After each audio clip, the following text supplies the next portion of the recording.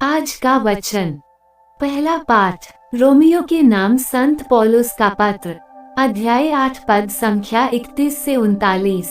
और कहना ही क्या है, यदि ईश्वर हमारे साथ है तो कौन हमारे विरुद्ध होगा। उसने अपने निजी पुत्र को भी नहीं बचाया, उसने हम सब के लिए उसे समर्पित कर दिया। तो इतना देने के बाद क्या वह हमें सब कुछ नहीं देगा। जिन्हें ईश्वर ने चुना है उन पर कौन अभियोग लगा सकेगा। जिन्हें ईश्वर ने दोष मुक्त कर दिया है उन्हें कौन दोषी ठहराएगा। क्या ईसा मसीह ऐसा करेंगे?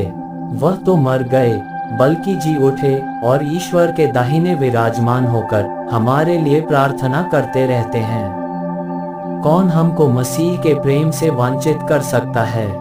क्या विपत्ति या संकट, क्या अत्याचार, भूख, नग्नता, जोखिम या तलवार? जैसा कि धर्म ग्रंथ में लिखा है, तेरे कारण दिन भर हमारा वध किया जाता है। वध होने वाली भेड़ों में हमारी गिनती हुई, किंतु इन सब बातों पर हम उन्हीं के द्वारा सहज ही विजय प्राप्त करते हैं जिन्होंने हमें प्यार किया। मुझे दृढ़ विश्वास है कि न तो मरण या जीवन, न स्वर्गदूत या नरकदूत, न वर्तमान या भविष्य, न आकाश या पाताल की कोई शक्ति और न समस्त सृष्टि में कोई या कुछ हमें ईश्वर के उस प्रेम से वंचित कर सकता है जो हमें हमारे प्रभु ईसा मसीह द्वारा मिला है। यह प्रभु की वाणी है। सुसमाचार संत लूकस अध्याय 13 पद संख्या 31 से 35। उसी समय कुछ फरीसियों ने आकर उनसे कहा, विदा लीजिए और यहाँ से चले जाए, क्योंकि हेरोद आपको मार डालना चाहता है। ईसा ने उनसे कहा, जाकर उस लोमड़ी से कहो, मैं आज और कल नरकदूतों को निकालता और रोगियों को चंगा करता हूँ, और तीसरे दिन मेरा कार्य समापन तक पहुँचा दिया जाएगा। आज कल और परसों मुझे यात्रा करनी है, क्योंकि यह हो नहीं सकता कि कोई नबी यरूशलेम के बाहर मरे। यरूशलेम, यरूशलेम, तू नबियों की हत्या करता और अपने पास भेजे हुए लोगों को पत्थरों से मार देता है।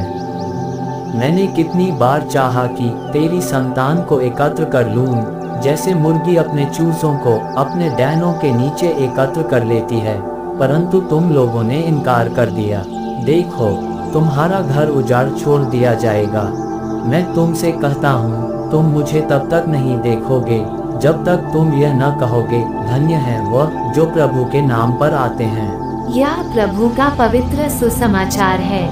आमीन। आज का चिंतन। हमारी अनिश्चित अर्थव्यवस्था, सामाजिक और राजनीतिक उलट पलट के बीच हम किसी ऐसे व्यक्ति या संस्था या सहारे की कामना करते हैं जो इन परिस्थितियों में हमारे साथ रह सके। हमारा विश्वास उसी सहारे को हमारे लिए देता है।